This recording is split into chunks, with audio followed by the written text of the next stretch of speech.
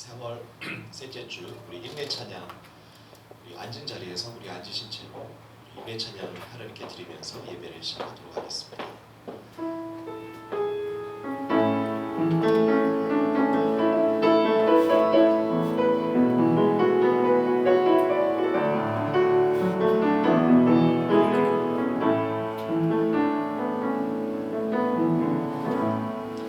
하늘의 문을 여소서, 이곳을 주목하소서. 주를 향한 노래가 꺼지지 않으니 하늘을 열고 보소서. 이곳에 임재하소서. 주님을 기다립니다. 기도의 향기가 하늘에 닿으니 주여 임재하여 주소서. 이곳에 오셔서 이곳에 앉으소서. 이곳에서 드리는 예배를 받으소서. 주님의 이름이 주님의 이름만이 오직 주의 이름만 이곳에 있습니다. 이곳에 오셔서 이곳에 앉으소서. 이곳에서 드리는 예배를 받으소서. 주님의 이름이 주님의 이름만이 오직 주의 이름만 이곳에 있습니다.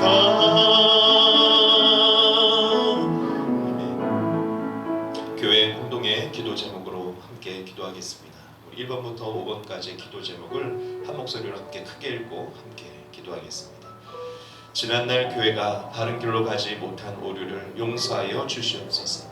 교회가 계약법으로 돌아와 계약 실천을 통해 하나님의 나라가 임하게 하여 주시옵소서.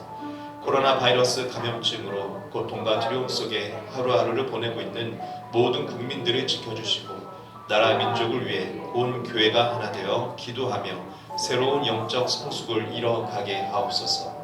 코로나 바이러스 확산을 막기 위해 노력하고 있는 정부와 관계부처, 의료 관계자들에게 새 힘을 더하여 주시고 하나님께서 주시는 지혜와 능력으로 방역과 치료를 잘 감당하게 하여 주시옵소서. 어려운 시기에 교회의 사역과 성도들의 신앙생활이 위축되지 않게 하시고 사회 경제적으로 어려운 때에 성도들의 건강과 삶을 지켜 주시옵소서. 우리 예배를 위해서 함께 마음을 모아 기도하겠습니다. 살아계신 하나님 아버지, 오늘 주님 앞에 귀한 주일 예배를 드리며 찬양하며 기도하며 신앙을 고백하게 하여 주시니 감사합니다. 주님의 말씀을 듣고 우리 모두가 다시 하나님의 말씀대로 계약의 법을 지켜며 살아가는 우리들이 되게 도와주옵소서. 하나님의 나라가 우리의 작은 실천과 순종으로 확장되어져 가게 하여 주옵소서. 온 나라가 코로나 바이러스로 인하여서 많은 걱정과 두려움, 염려, 아버지 또 가족을 잃은 큰 슬픔, 아버지 아픔들이 있습니다. 주여, 아픔과 어려움에 처해 있는 자들은 위로하여 주시고 치유하여 주시고 원없기는 이 사태가 속히 종결되어지되 또한 이 속에서 우리가 들어야 될 하나님의 음성과 메시지를 들어서 이제 새롭고 건강한 삶으로 바른 삶으로 돌아가게 하여 주옵소서. 아버지, 이 일의 확산을 막기 위해 노력하고 있는 정부와 관계부처 담당자들 또 의료 관계자들에게 새 힘을 주시고 지혜를 주셔서 이 일들을 지혜롭게 처리해갈 수 있게 하시고 건강을 지키시고 하나님의 은혜를 더하여 주옵소서. 어려운 시기에 우리 성도들이 삶을 살아갑니다. 사회 경제적으로 어려울 때에 하나님께서 저들의 건강과 안전, 생업, 사업자, 가정을 지켜주시고 하나님의 도우시고 인도하시는 손길이 있게 하여 주옵소서. 주님을 의지합니다. 주님을 바라봅니다. 오늘 예배 가운데 임재하여 주시옵소서. 아멘. 주님 감사합니다. 우리 찬송가 250장 구주의 십자가 고열로 함께 찬양하도록 하겠습니다. 250장입니다.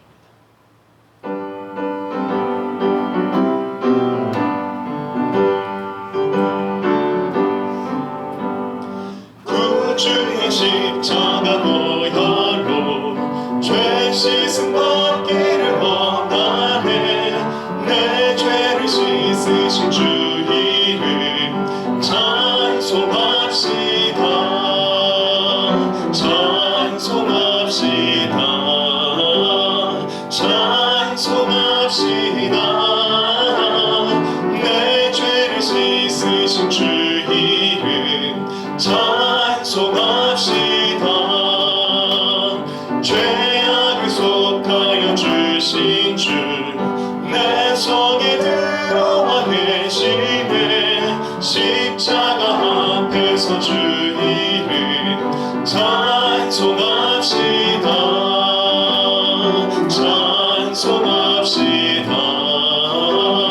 찬송합시다. 씻으신 주 이름 찬송합시다.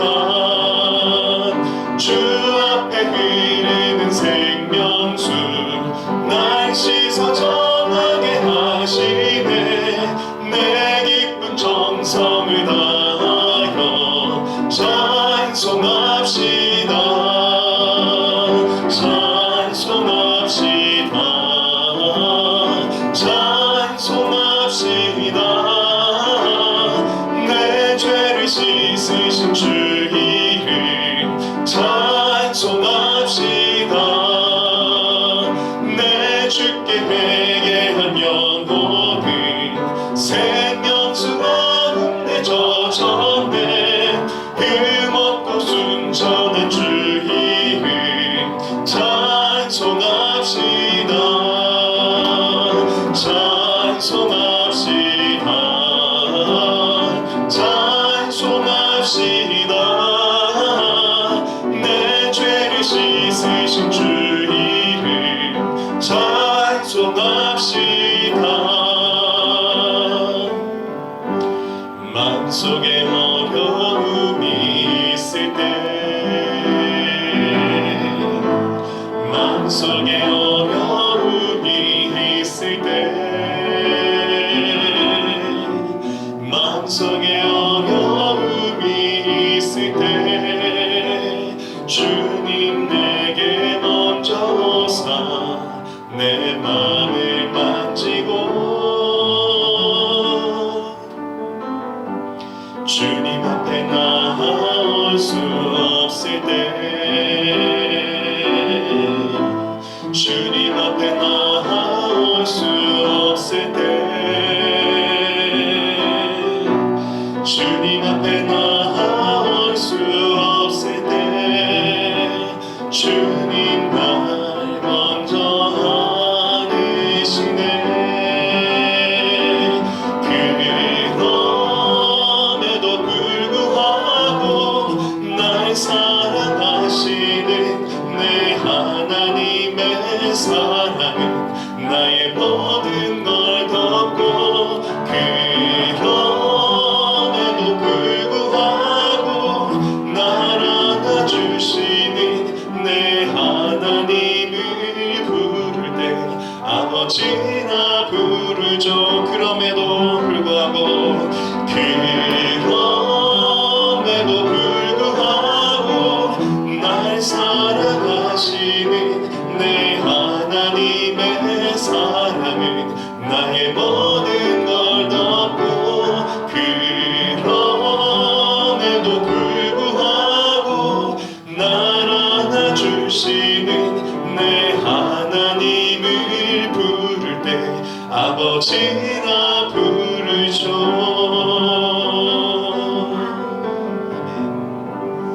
아멘. 기도하겠습니다. 사랑과 은혜가 많으신 하나님 아버지, 오늘 주님 앞에 나와서 예배할 수 있는 은혜를 허락하여 주시니 감사합니다. 우리의 삶이 코로나 바이러스로 인하여 또 그뿐만 아니라 삶의 여러 가지 문제들로 또 때로는 또 주변과의 관계 속에서 아버지 갈등으로 또 경제적인 어려움 등 아버지 많은 어려움들로 인해 힘들 때가 있습니다. 그러나 예배할 때에 우리가 다시 찬양하며 노래하며 또 주님을 향해서 소망을 품고 살아갈 수 있게 해주심을 감사합니다.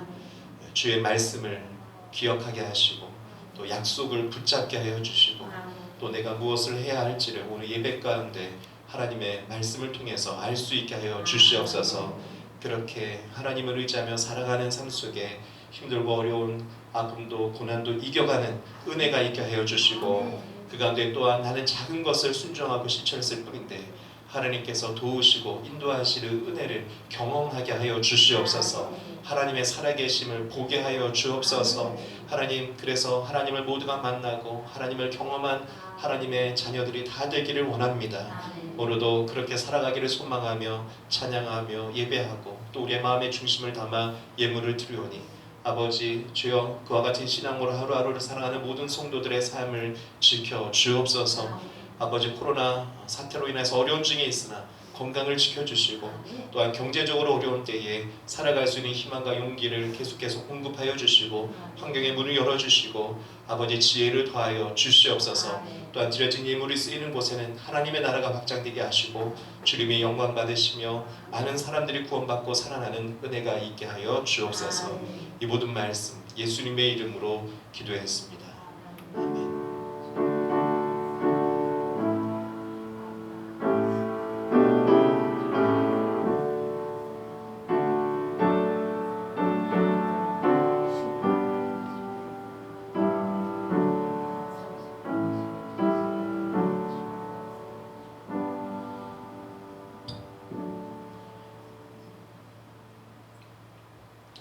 오늘 예배 가운데 나오신 여러분들을 주님의 이름으로 환영합니다.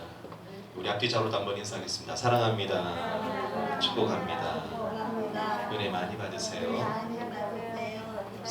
감사합니다. 교회 소식을 전하겠습니다. 복된 사람 거룩한 문화 교회 비전에 함께 동참하여 주시고 힘써 지켜주시기를 부탁드립니다. 월요일부터는 히브리서 1장부터 이제 계속해서 5장씩 통독이 진행이 됩니다. 광고를 하나를 이제 드리려고 하는데 우리 교회가 이제 세번역 성경으로 지금 제가 공식적으로 사용하고 있고 통독을 세번역 성경으로 하고 있어요. 신약 통독은 이제 한 2주 정도면 이제 마무리가 되게 되는데 제가 이렇게 성경을 바꾸고 통독을 하게 될 때에 그 구약 성경도 이 세번역으로 음원 파일이 있는 게 있었습니다.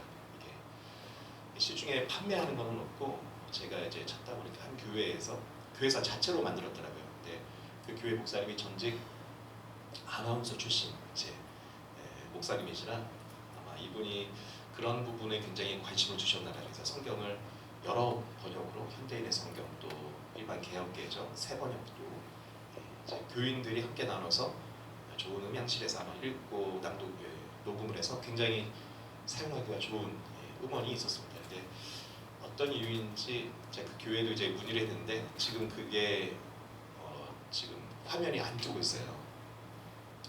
그래서 제가 굉장히 마음이 달았습니다.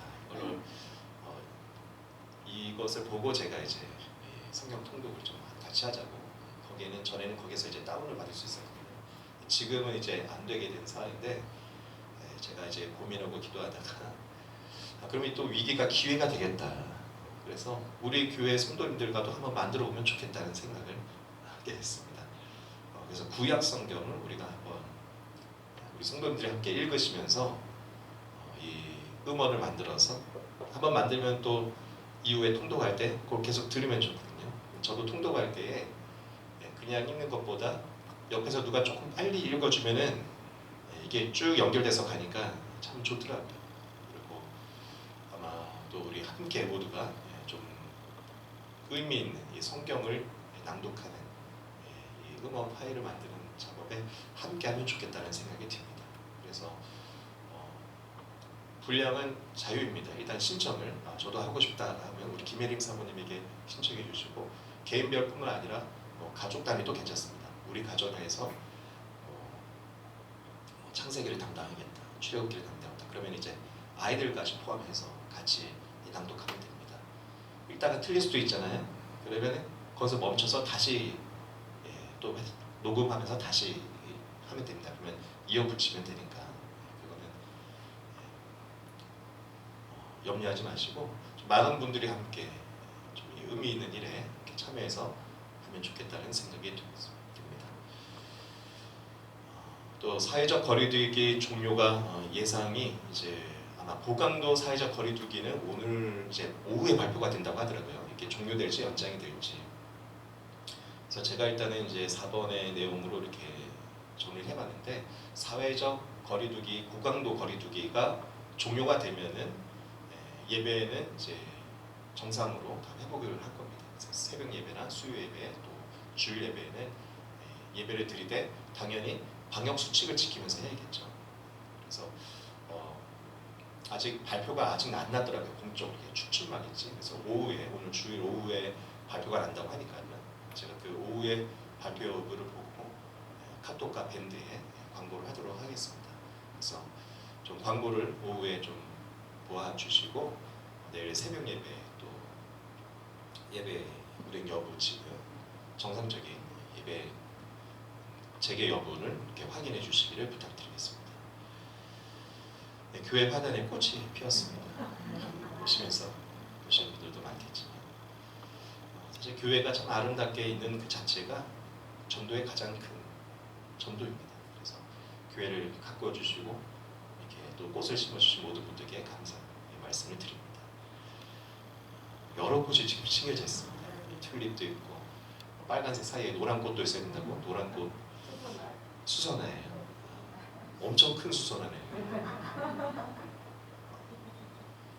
그래서 펜지꽃도 있고 이게 블루베리라고 합니다. 블루베리. 그리고 이제 주황색 꽃도.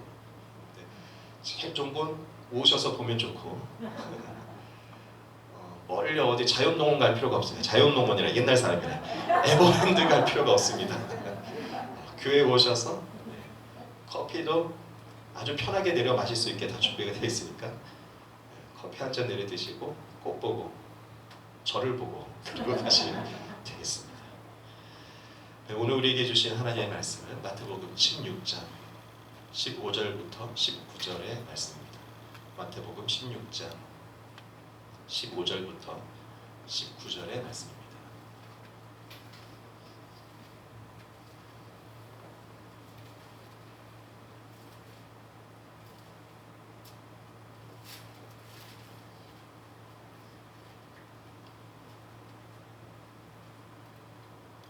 네, 마태복음 16장 15절부터 19절의 말씀. 우리 화면에는 세 번 영록되어 있는데요. 갖고 계신 성경도 괜찮습니다. 우리 큰 소리로 우리 합독하여서 한번 읽어보도록 하겠습니다. 15절부터 19절입니다. 예수께서 그들에게 물으셨다. 그러면 너희는 나를 누구라고 하느냐? 시몬 베드로가 대답하였다. 선생님은 살아계신 하나님의 아들 그리스도십니다. 예수께서 그에게 말씀하셨다. 시몬 바요나야, 너는 복이 있다. 너에게 이것을 알려주신 분은 사람이 아니라 하늘에 계신 나의 아버지시다. 나도 너에게 말한다. 너는 베드로다. 나는 이 반석 위에다가 내 교회를 세우겠다. 죽음의 문들이 그것을 이기지 못할 것이다. 내가 너에게 하늘나라의 열쇠를 주겠다.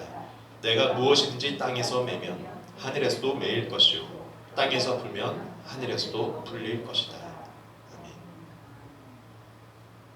네, 오늘은 마태복음 16장 15절로부터 19절의 말씀을 본문으로 계약신학이라는 제목으로 함께 말씀을 나누고자 합니다. 오늘 가장 재미있는 얘기를 좀 함께 하기로 하는데요. 여러분 가장 재미있는 얘기는 성도님들 서로 만나면 그 얘기를 한번 좀 물어보시고 해보시기 바랍니다. 어떻게 예수를 만났나? 그게 이제 성도 간의 교제에서는 가장 재미있는 얘기인데 저의 얘기를 좀 한번 해보도록 하겠습니다.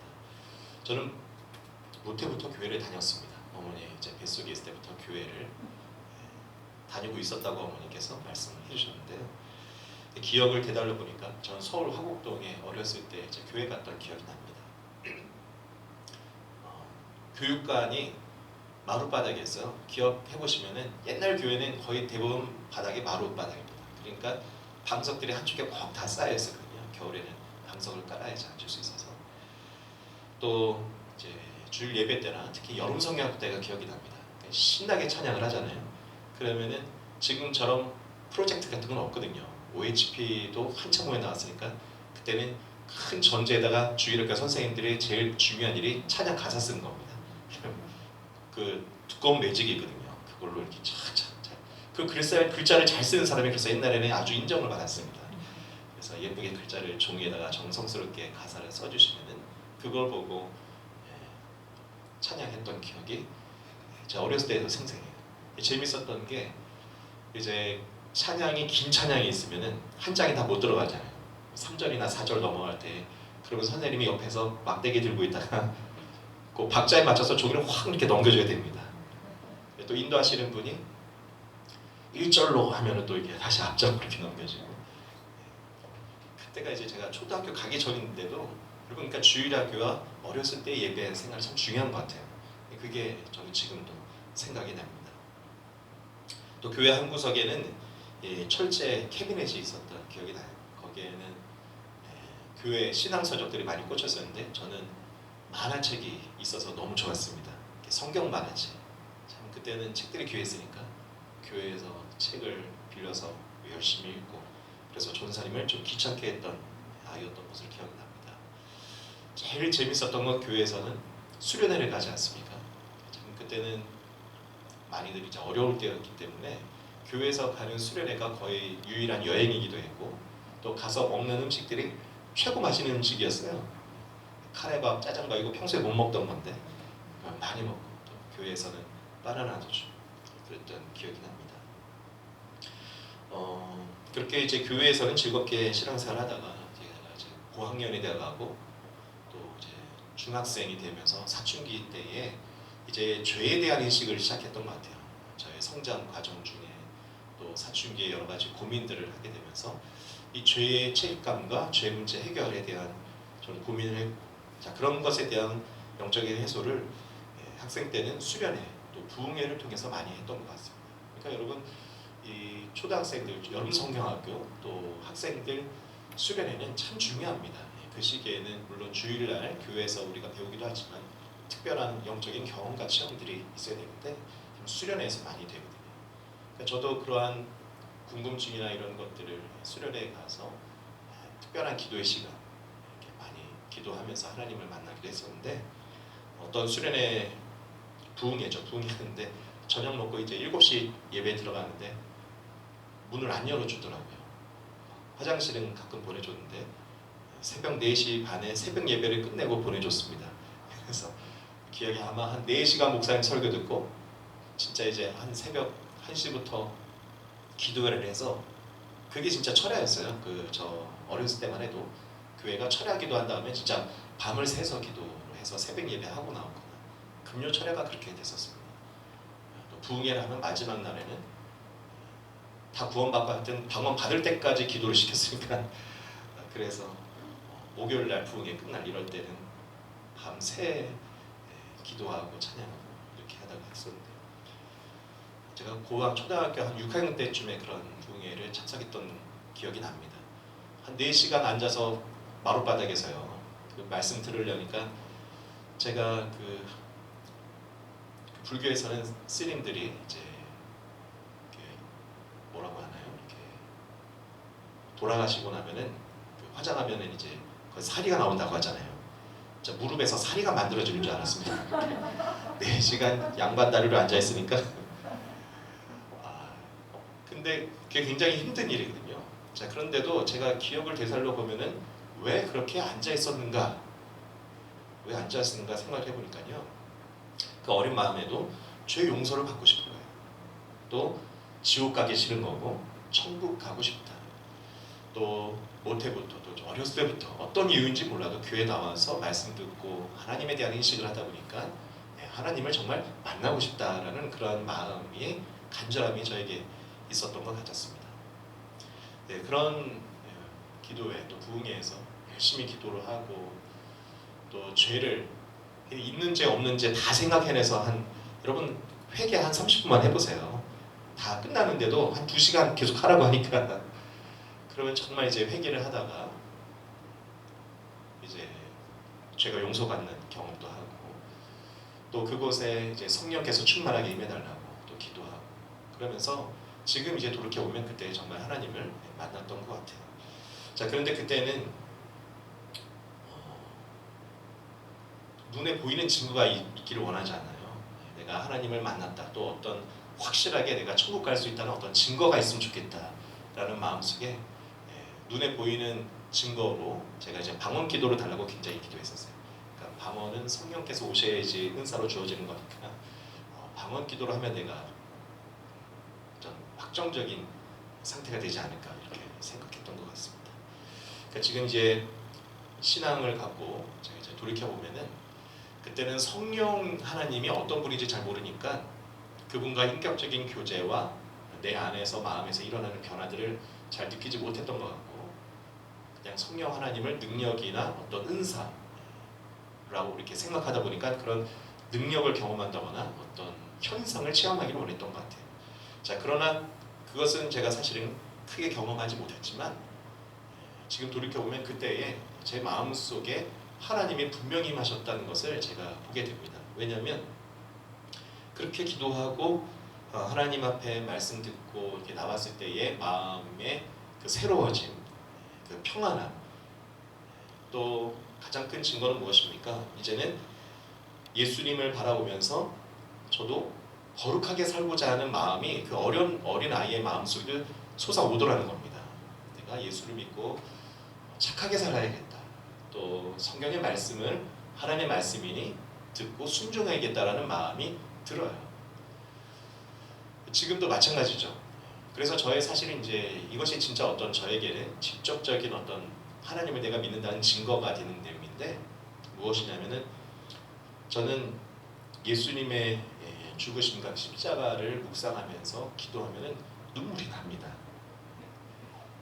목사님 뭐 눈물 나는 게 무슨 증거입니까? 이럴 수 있지만 저에게는 굉장히 큰 간증이고 그것이 증거예요.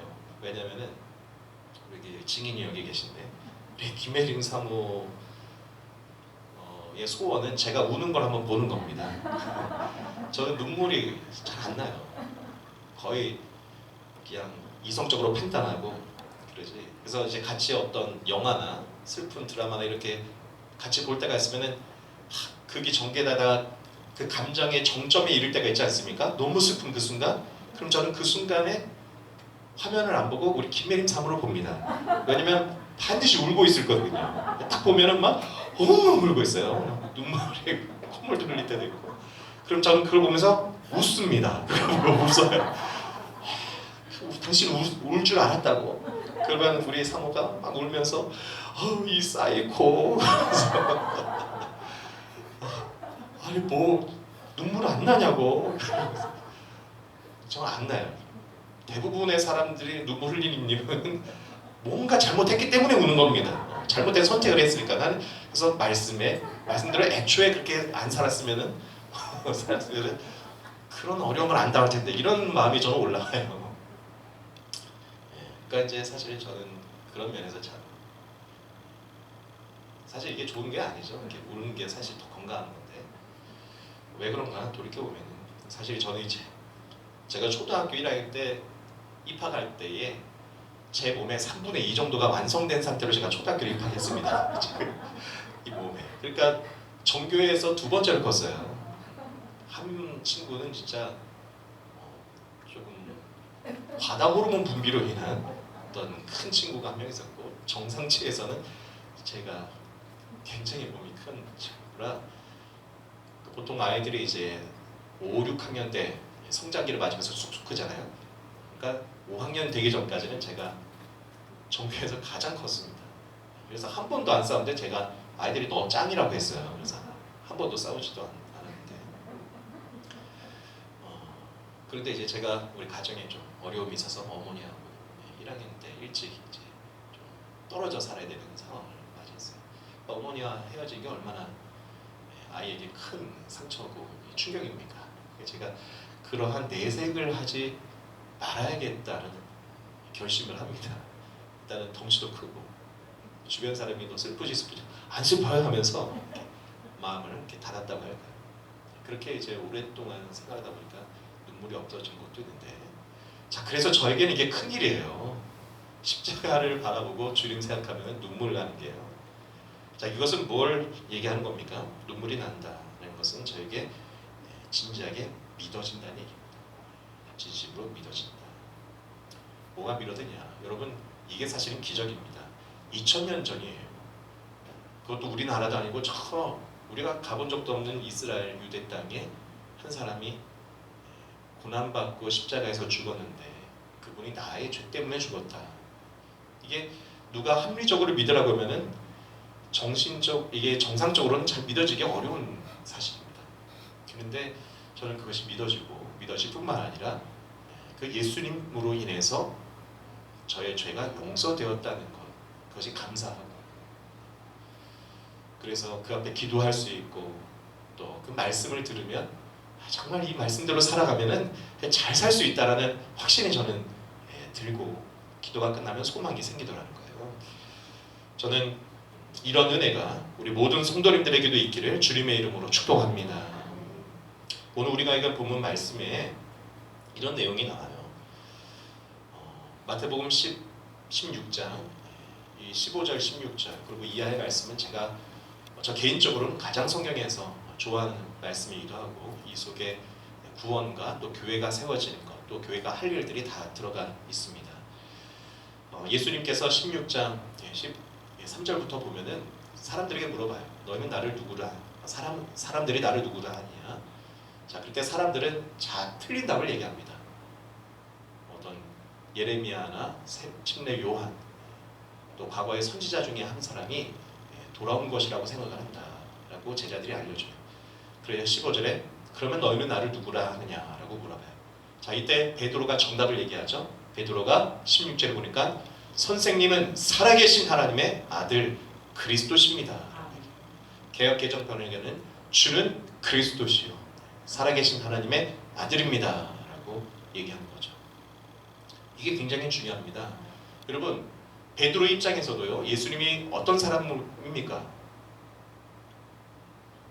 그냥 나사렛에서 30년 정도 목수 생활하다가요 온 사람이에요. 그런데 말을 너무 지혜롭게 잘하고 또 놀랍게도 병도 고쳐주고 능력도 행했어요. 그러니까 상식적인 사람 입장에서는 이 예수님이 어떤 사람으로 보이냐, 진짜 그냥 선지자인가 보다 하는 거예요. 특별한 능력이 있는 하나님의 어떤 사람인가 보다라고 보여지는 거죠. 자, 그런데 베드로는 지금 뭘 고백했다는 겁니까? 당신은 하나님의 아들이라는 얘기예요. 이 말은 그냥 하나님이란 얘기입니다. 당신은 하나님입니다. 당신은 그리스도입니다. 여러분, 그리스도가 뭡니까? 구원자라는 뜻이잖아요. 당신이 나를 구원할 수 있는 하나님이다라고 베드로가 고백했다는 거예요. 이게 그러니까 아주 성경에서 중요한 기점이 되는 겁니다. 그러니까 제자들과 예수님이 함께 동행을 했는데 이 16장 16절의 고백을 기점으로 이제 20절 이하에 보면 예수님이 비로소 십자가에 고난당할 것도 제자들에게 얘기하시고, 그리고 이제 중요한 복습 말씀에 대한 교육을 이제 16장 후반부에 한 번 더 하신 다음에 예루살렘에 가서 십자가에서 죽으시고 부활하시게 되는 건데요. 굉장히 그래서 중요한 구절이라고 했습니다. 자, 저와 여러분에게도 중요한 줄 믿으시기 바랍니다. 교회에 나오는 사람은 예수님을 어떤 분으로 믿는 사람이냐? 하나님으로 믿는 겁니다. 4대 성인이 아니라는 겁니다. 자, 그런데 그렇다고 해서 제가 한 분 한 분 가가지고 예수님이 4대 성인이요 하나님이요 잘 모르게 믿으란 말이에요 이런다고 이게 강제로 그렇게 되는 게 아니에요. 자, 이 말씀에도 이렇게 나와 있습니다. 17절에 예수께서 말씀하셨다. 시몬 바요나야 너는 복이 있다. 너에게 이것을 알려주신 분은 사람이 아니라 하늘에 계신 나의 아버지다. 이게 사람이요 쇠뇌시킨다고 할 수 있는 것도 아니고 강제한다고 이렇게 알 수 있는 게 아니에요. 누구로 인해서 된다는 겁니까? 하나님으로 인해서 된다. 하나님으로 인해서 된다. 제가 서론에 저의 이야기를 잠깐 한 이유는 저는 제가 쭉 돌이켜 볼 때 물론 이제 그 외에도 사실은 여러 일들이 있었지만 간단하게 얘기해 본다면 정말 이러한 하나님의 은혜가 있었기 때문에 제가 믿게 되었고 또 하나님의 은혜로 목사도 됐다는 고백이에요. 여러분, 하나님으로 정말로 신앙이 믿음이 자라고 하나님을 경험하는 그 은혜가 있기를 주님의 이름으로 축복합니다. 그래서 어떤 분은 그럼 이렇게 질문이 생길 수 있어요. 그래, 목사님 보세요. 이게 제 탓이 아니라니까요. 제가 아직 믿음이 없는 거는 누구 탓이다?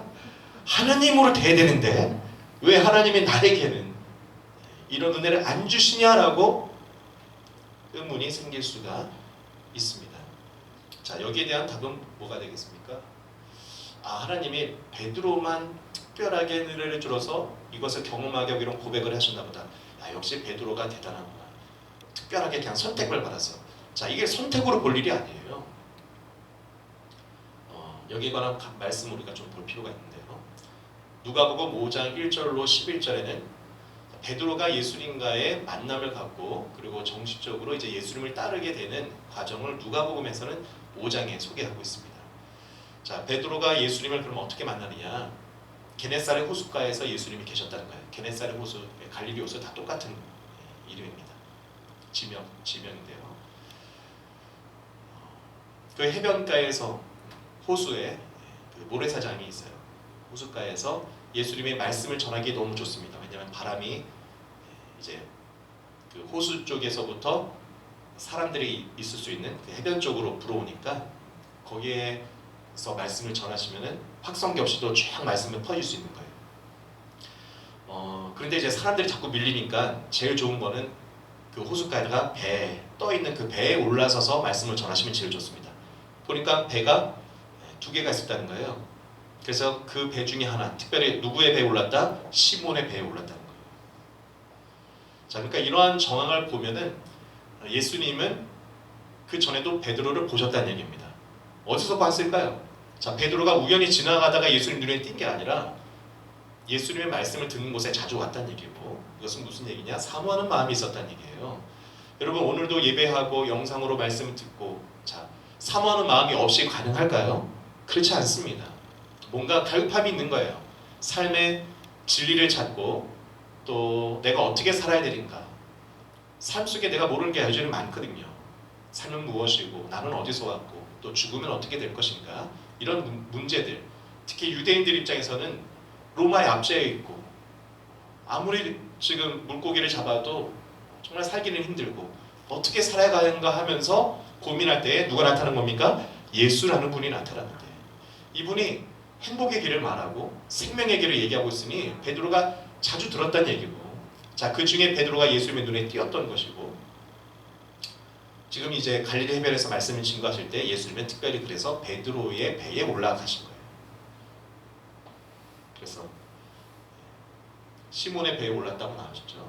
그리고 이제 사람들을 해변가에 앉혀놓으신 다음에 가르치셨습니다. 우리를 가르치셨다.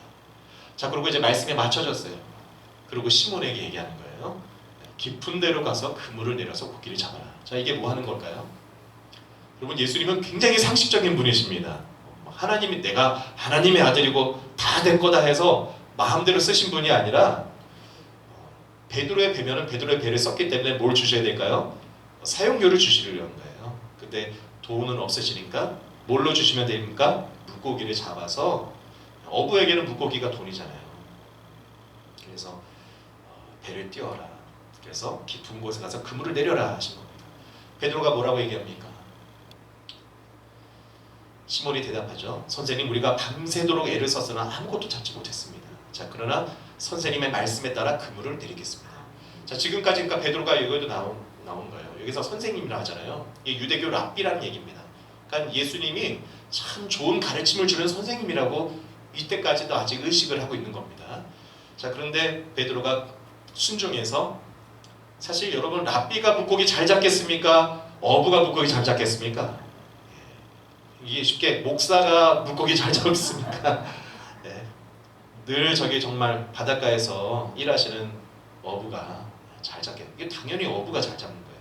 근데 베드로가 순종했다는 건, 그러니까 정말 마음이 이미 예수님의 말씀에 순종하고자 하는 마음밭이 만들어졌다. 여러분, 이런 마음밭을 만드는 건 여러분의 몫인 것을 기억하시고 축복합니다. 그래서 순종하는 거예요. 그래서 정말 그물을 내렸습니다.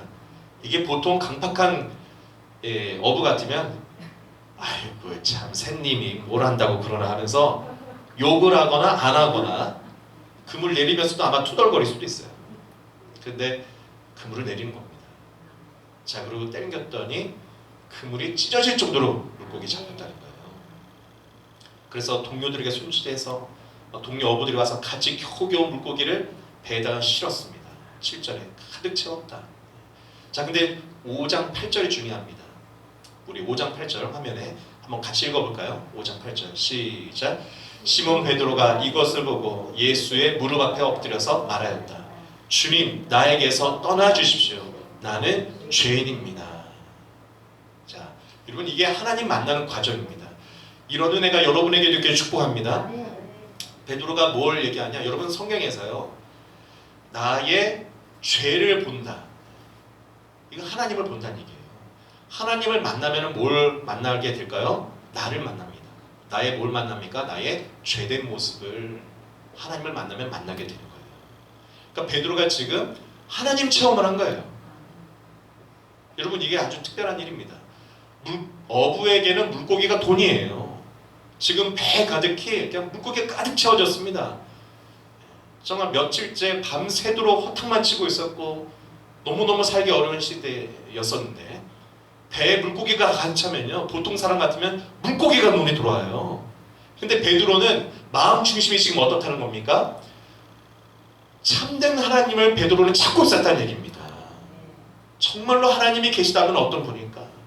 나의 이 고민을 누가 해결해 줄 수 있을까? 나의 죄 문제는 누가 해결할 수 있을까? 저 예루살렘까지 가기에는 여러분 갈릴리 바닷가는 너무 멉니다. 아, 나는 예루살렘에 가서 양도 잡지도 못하고 제사도 못 드리고 이 죄를 해결하지 못하고 있는데 이 죄를 나는 어떻게 해결해야 되는가? 자, 그런데 예수님이 갈릴리 바다에 오셔서 말씀을 전하시고 가르쳐 주시고, 아, 정말 저분을 하나님의 사랑인가 봐, 이런 생각이 들었는데, 물고기가 잡히는 일을 통해서 물고기를 본 게 아니라 베드로는 누굴 만났다는 겁니까? 하나님을 만납니다. 여러분, 자, 똑같은 원리입니다. 여러분도 삶을 진지하게 살아가시길 축복합니다. 삶을 그냥 살아가는 게 아니에요. 반복되는 삶이 아닙니다. 밥 먹었으니까 일하러 가야지, 일했으니까 집에 쉬러 가야지, 집에 왔으니까 씻고 자야지, 일어났으니까 밥 먹고 일하러 가야지. 여러분, 그냥 반복되는 삶이 아니라, 여러분, 내가 오늘 왜 살아야 하고, 또는 나는 왜 이 땅에 왔고, 또 나의 죽음 위에는 무엇이 있고, 또 나는 무엇 때문에 이렇게 일을 하면서 사는가를 한번 진지하게 생각하고 고민해 봐야 돼요. 자, 그러면은 저는 이런 믿음이 있습니다. 여러분, 그렇게 살아가고 고민하고 생각하는 자, 그것이 바로 하나님 찾는 거예요. 하나님을 찾고 간절한 마음을 가지면 저는 하나님 반드시 찾아오심을 믿습니다. 베드로가 그런 중심이 있었기 때문에 참 하나님이 어떤 분인가, 참 하나님에 대한 갈급함이 있었기 때문에요. 예수님이 우연히 베드로의 배에 올라간 게 아니에요. 찾아가신 겁니다.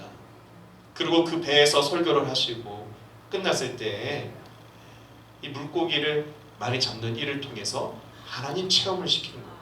자, 베드로는 거기에 응답을 하면서 엎드린 겁니다. 주여, 나를 떠나소서, 나는 죄인입니다. 10절에 말씀하십니다. 예수님께서 시몬에게 말씀하셨다. 두려워 말라. 이제부터 너는 사람을 낚을 것이다. 그들은 배를 무태에 댄 뒤에 모든 것을 버려두고 예수를 따랐다. 여러분, 예수를 따르시기를 주님의 이름으로 축복합니다. 한번 돌이켜서 생각해 보시기를 바랍니다. 저뿐만 아니라 여기 계신 아마 여러분 모두가 그런 과정이 있었을 거예요. 어떤 분은 질병 중에, 여러분 아프면은 당연히 이 아픔이 빨리 치유되기를 원하면서 어떻게 날 수 있을까? 약도, 또 의사 선생님도 의지합니다. 그러면서 하나님도 또 찾게 되는 거죠. 어떤 분은 또 가족을 잃는 그 사별의 큰 슬픔 속에서 너무 외롭고 힘들 때 또 위로하시고 돌봐주시는 주님을 경험하기도 하고요. 또 어떤 분은 참 일을 하다가 잘 되기도 하고 또 큰 돈도 만져보고 또 좋다고 하는 여행지, 또 맛있는 많은 것들도 다 먹어봅니다. 그런데 좋은 거 다 해봤는데 거기에 또 기쁨이 없다는 거예요.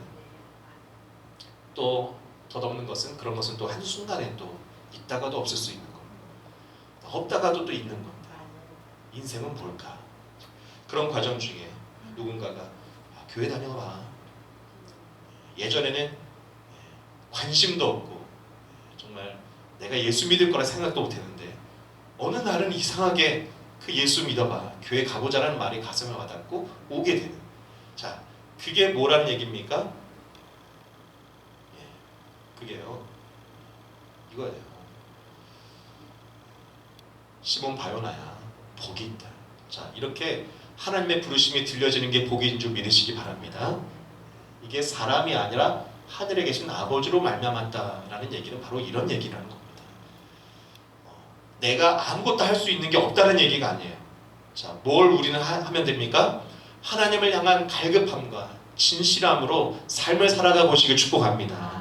그러니까 삶에 진지하게 진실하게 살면요, 저는 하나님 반드시 찾아온다고 믿어요. 그리고 그런 자에게 하나님이 만나게 될 때에 하나님으로 되어지는 놀라운 변화가 일어나게 된다는 것입니다. 하나님으로 인하여서 어떤 변화가 일어납니까?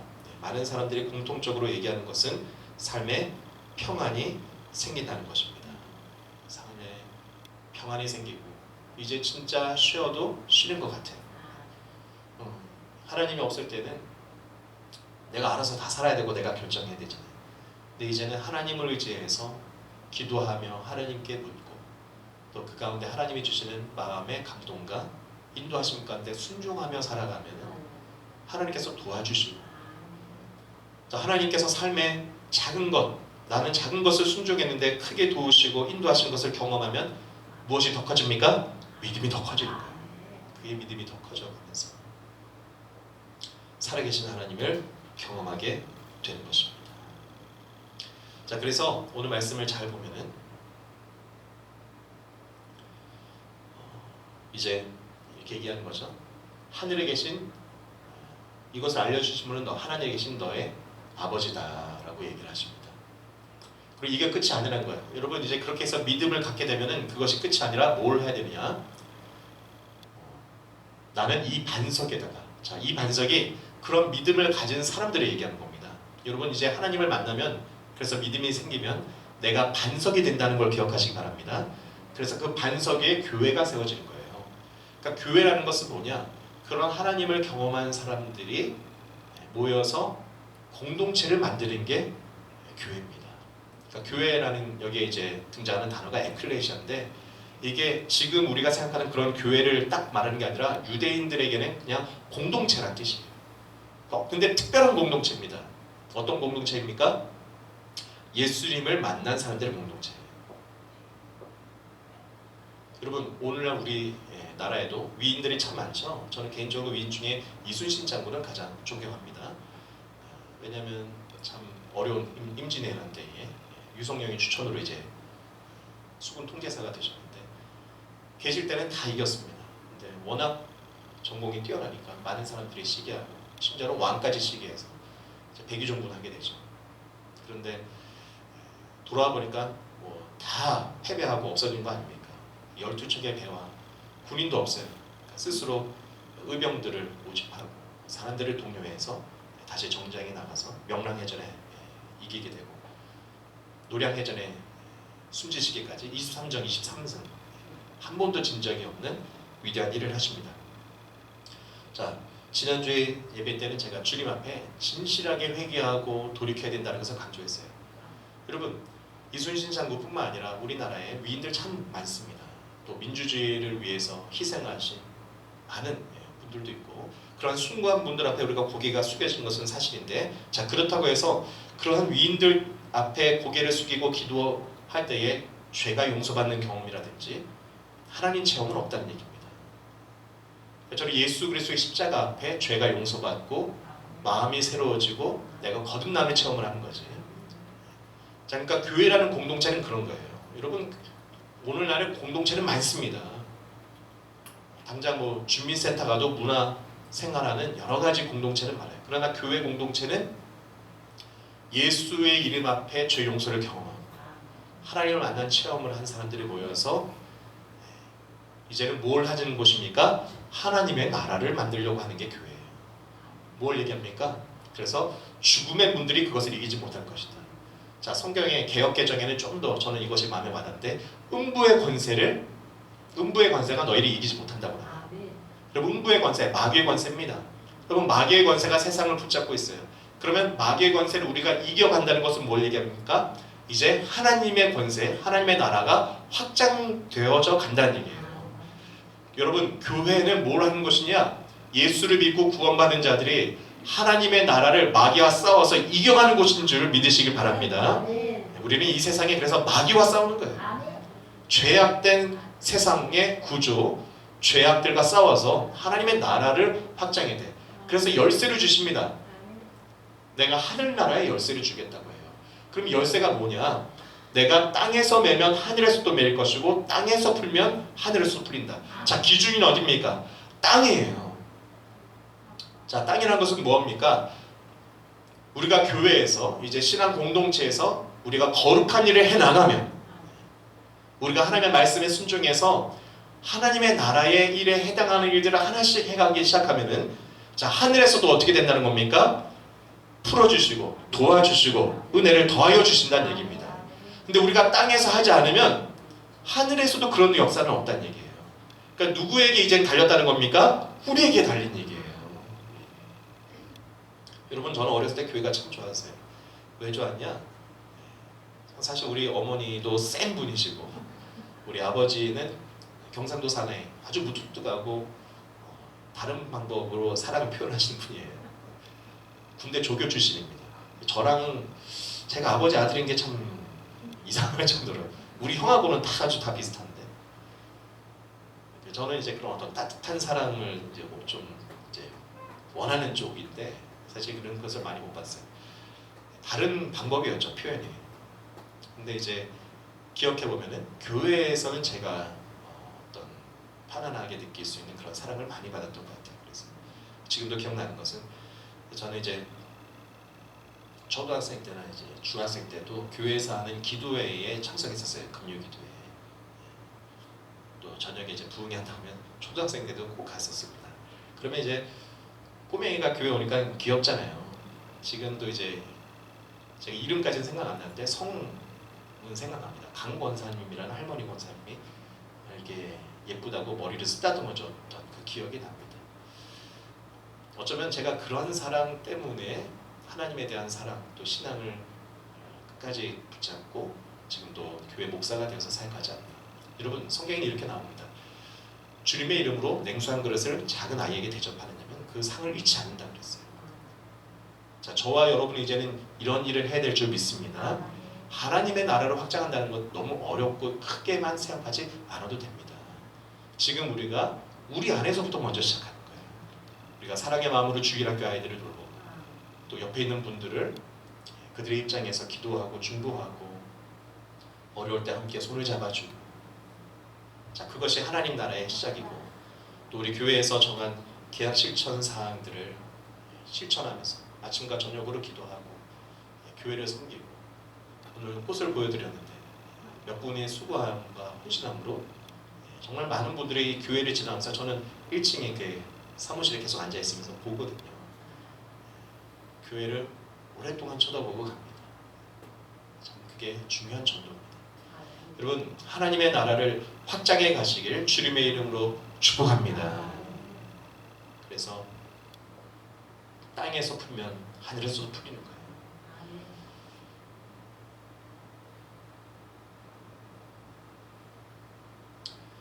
마태복음 16장 이제 19절 말씀에 이어서 16장의 끝부분인 24절부터 말씀 보면은 그래서 이렇게 말씀하고 있습니다.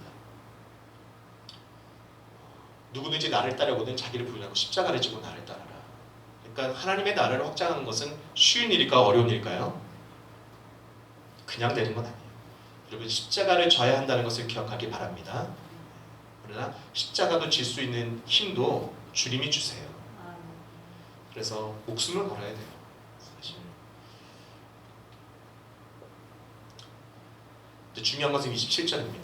우리가 십자가를 지고 정말 온 힘과 목숨을 다해서 하나님의 나라를 확장하려고 결단하고 하면요, 자, 어떤 때가 온다는 겁니까? 27절에 인자가 자기 아버지의 영광에서요 자기 천사들을 거느리고 올 것이다 라고 얘기하세요. 그리고 그때에 각 사람에게 행실대로 갚아줄 것이다. 내가 너희 진정으로 너에게 말한다. 여기 서 있는 사람들 가운데 죽음을 맛보지 않고 살아서 인자가 자기 왕권을 차지하고 오는 것을 볼 사람도 있다 라고 얘기해요. 사실 이 말씀이 좀 난해 구절입니다. 그래서 신학자들이 오랫동안 이것으로 고민을 하고 논쟁도 했어요. 그래서 생겨난 신학적 용어는 임박한 종말론, 또 지연된 종말론이라는 게 나옵니다. 그러니까 이 말씀의 근거에서 보면은 예수님이 언제 온다는 겁니까? 지금 이 말씀을 듣고 있는 그 사람들이 살아있을 때 온다는 얘기거든요. 그러니까 사람의 나이를 최대한 당겨봐도 한 100년 정도로 잡는다면은 100년 안에 온다. 그래서 초대교회 성도들은 실제로 한 그 정도 기간 안에 예수를 모신다 생각해서 임박한 종말론을 가졌다라고 보는 거예요. 근데 지금은 2000년 지났잖아요. 그러다 보니까 이제 신학자들이 지연된 종말론이라는 이제 개념까지 꺼내 들었는데, 자, 이거는 그렇게 해석할 게 아닙니다. 우리가 이제 성경은 한 문장 그 안에서만 볼 게 아니라 전체의 주제와 흐름에서 봐야 되는데, 이건 뭘 얘기하냐? 실제 사복음서, 특히 요한복음에서는 예수님의 다시 오심을 무엇을 오심으로 얘기를 하냐? 성령 하나님이 오시는 것을 예수님의 다시 오심이라고 얘기를 해요. 그러니까 이것은 성경의 주제는 하나님의 나라입니다. 교회의 목적도 하나님 나라 확장이고, 그렇게 보게 되면은 아버지의 영광에서야 천사들을 거느리고 내가 너희들이 있을 때에 다시 온다는 얘기는 예수님 시대에 그 사람들이 살아있을 때에 교회가 세워지고 그 교회를 통해서 하나님 나라가 확장되는 것을 보는 사람이 있을 거란 얘기예요. 이 말이 이루어졌을까 안 이루어졌을까? 이루어집니다. 예수님의 제자들이 마가다라바에서 기도할 때 성령이 임하시고 그들을 통해서 교회가 세워지고, 놀랍게도 육신으로 계시던 예수님은 승천하셨지만 성령의 하나님이 함께 동행하면서 이적과 능력과 하나님의 영광이 나타나요. 그래서 하나님의 나라가 임한 겁니다. 그러니까 기독교 구원은 굉장히 특별한 구원이에요. 다른 내세 종교를 말하는 종교들은요, 죽으면 천당 간다는 게 이게 아주 보편적인 얘기입니다. 근데 기독교는 그게 아니에요. 여러분, 오늘 하나님을 만나고 영접하면은 오늘부터 천국이 시작된다는 것을 믿으시기 바랍니다. 오늘부터 내 안에 하나님이 나를 새 삶으로, 새로운 하나님 나라의 삶으로 인도하는 거예요. 그 증거가, 그러니까 내가 예전에는 선한 마음이 아니었는데 내가 교회 오니까 이상하게 교회 봉사 하나 하고 있고, 야, 내가 그럴 줄 몰랐는데 정신 차려보니까 나도 교회에서 봉사 일을 하고 있고, 그러면 하나님의 나라가 이미 임한 겁니다. 기독교의 구원과 천국이라는 것은 그러한 삶을 이 땅에서 살면은 하늘에서 계속 풀어주시고 더 축복하시는 거예요. 그리고 죽음을 경험하지만 그게 끝이 아니라 잠들어 있다가 정말 이 세상 마지막 날에 예수님께서 다시 재림하시는 그날에 새하늘과 새 땅이 임하고 모든 죽었던 자들은 다시 부활해서 다시 영원히 살아가는 것이 기독교의 내세, 그리고 이 구원의 완성이라고 하는 겁니다. 이 땅에서는 우리가 최선을 다해서 하나님 나라를 완성해 가야 되지만 완성이 되지는 않아요. 그러나 그때에는 완성되는 줄 믿으시기 바랍니다. 자, 그러니까 시작은 언제 시작된다? 지금 이미 시작이 된 거예요. 여러분의 삶이 지금 천국이 되시길 축복합니다. 자, 그런데 그러한 천국을 우리가 어떻게 된다? 만들어가는 거예요. 이렇게 하면 안 됩니다. 왜 우리 교회는 천국이 아니야? 그 사람은 그럼 영원히 천국을 못 사는 거예요. 뭐 해야 된다? 내가 천국으로 만들어 가는 거예요. 우리 교회에 부족한 모습이 있으면 그 부분을 내가 채워가면 되는 겁니다. 그래서 이렇게 얘기하시는 거예요. 뭐라고 합니까? 인자가 온다는 거예요. 하나님의 나라가 임할 때에 어떻게 한다? 그때에 그는 각 사람에게 행실대로 갚아준다는 얘기예요. 그러니까 여러분, 그러니까 기독교를 오해하면 안 됩니다. 기독교는요, 나는 아무것도 할 것이 없고 다 하나님의 은혜고 하나님이 다 용서하셨지, 그것만이 기독교가 다가 아니라는 얘기예요. 자, 우리가 뭘 해야 됩니까? 여러분, 하나님의 은혜 받은 자로서 나는 계약을 실천하고 하나님의 말씀대로 살면서 하나님 나라를 확장하길 축복합니다. 그래서 행실대로 갚아준다는 얘기예요. 율법주의가 아닙니다. 율법은 장로들의 전통이나 여러 가지 어려운 조항들을 지켜가는 걸 율법주의라고 하는 거고, 율법 그 자체는 선한 거예요. 율법의 정신을 지켜서 여러분 행실대로 갚아주신 하나님 앞에 우리 모두가 하나님의 나라를 만들어 가기를 주님의 이름으로 축복합니다. 우리 그런 마음을 담아서 찬양하고 기도하기로 원합니다. 내가 만민 중에 주께 감사하며 찬양하겠습니다.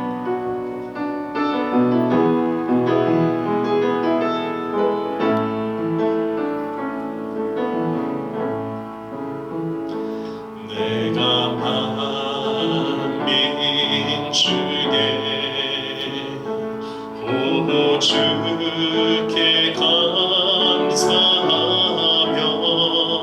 주님을 찬양하리 열방 중에서 주의 인자는 커서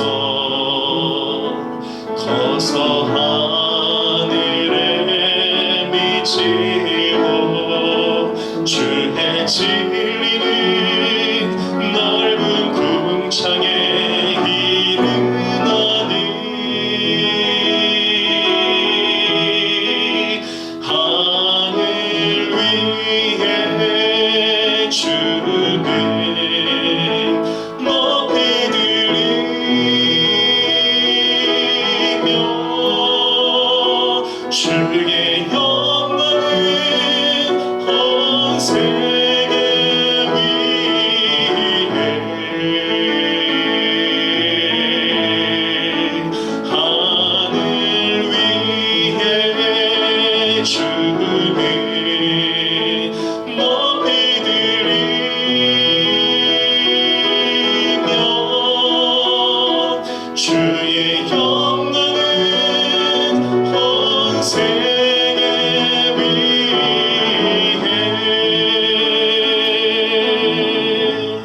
우리 한번 마음을 모아서 함께 기도하겠습니다. 여러분, 주의 영광은 온 세계 위에 하나님의 나라가 확장되는 것, 이게 성경의 주제고 오늘 우리가 교회에 모여 있는 이유입니다. 만약에 교회에 왔는데, 물론 신앙은 다 그렇게 시작됩니다. 내가 아프고 또 나의 삶에 문제가 있고 또 나도 위로받고 싶은 마음, 여러분 그런데 거기에 멈춰서는 안 돼요.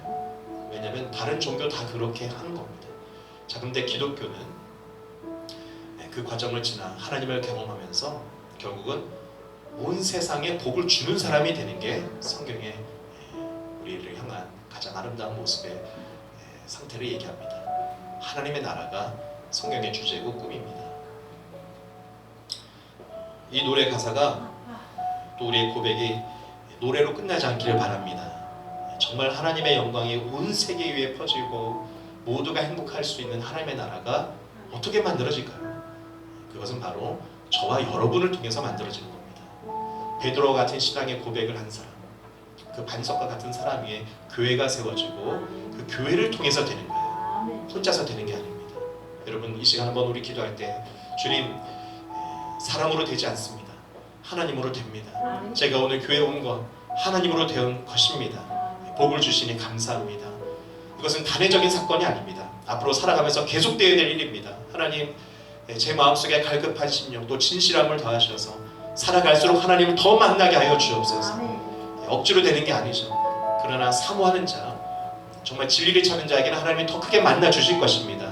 하나님, 그런 인생에, 그런 삶이 내 삶에 계속되게 하여 주시고, 아버지, 그래서 부족한 나를 통해서도 하나님 나라가 확장되게 하여 주시옵소서.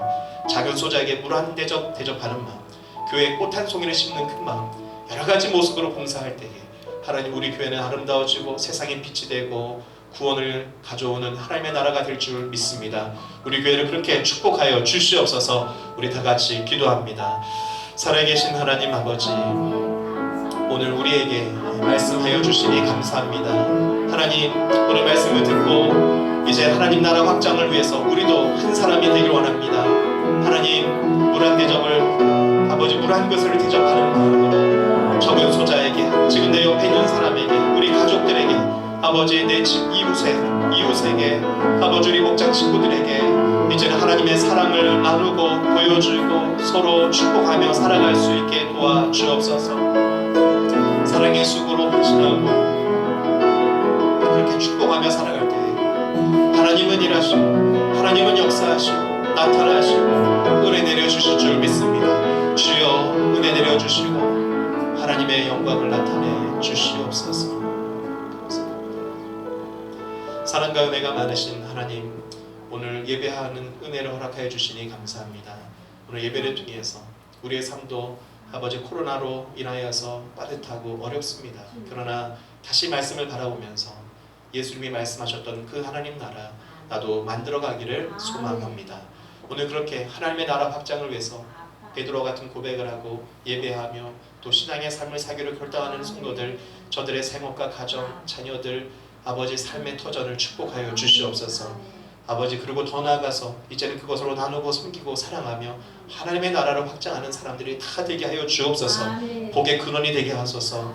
믿음의 조상, 우리의 모델 아브라함처럼 살아가게 하여 주옵소서. 이제는 우리 주 예수 그리스도 인하여 하나님 아버지의 무한하신 사랑과 성령님의 내주 축복 인도하시는 은혜가 오늘 예배하고 돌아가는 모든 성도들 머리 위에 이제부터 영원히 함께 있을지어다.